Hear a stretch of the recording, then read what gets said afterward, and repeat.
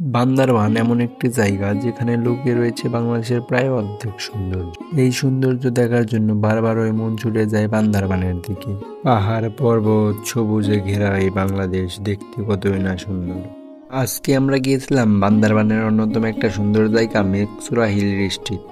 আজকের ভিডিওতে আমরা মেঘচূড়া হিল রিট্রিটকে দেখবো এবং এর সম্পর্কে জানবো, কিভাবে যেতে হয়, কত টাকা খরচ, সব সম্পর্কে আজকে জানাবো।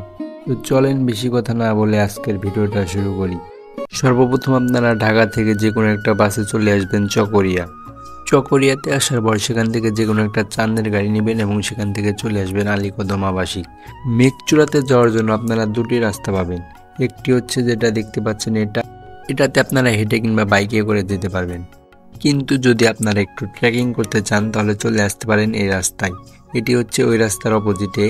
এটিতে একটু ট্রেকিং করতে হয় প্রায় আধা ঘন্টা 40 মিনিটের মতো।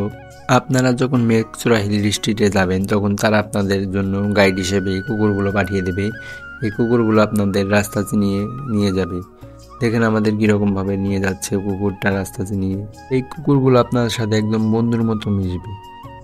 প্রায় 40 মিনিট ট্রেকিংয়ের পর আমরা চলে এসেছি মেঘচূড়া হিল রিট্রিটে। সামনে যে জুমঘরটি দেখতে পাচ্ছেন এটাই হচ্ছে সেই মেঘচূড়া হিল রিট্রিটের জুমঘর। এটাতে আমরা আজকে রাত্রি যাপন করব।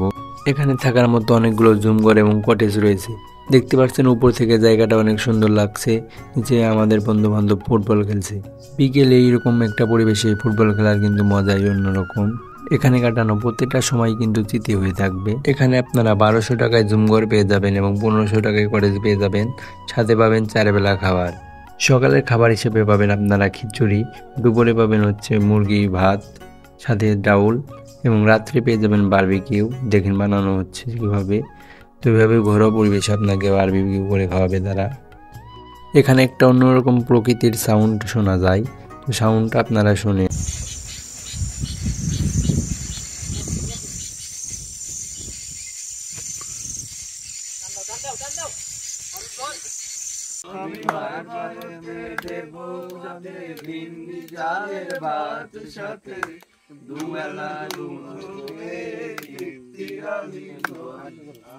চারদিক থেকে আসা নানা ধরনের পাখির আওয়াজ এবং প্রকৃতির আওয়াজ আপনাকে মুগ্ধ করে দিবে।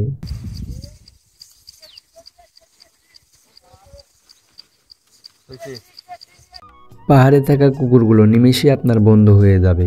এরা খুব মিশুক।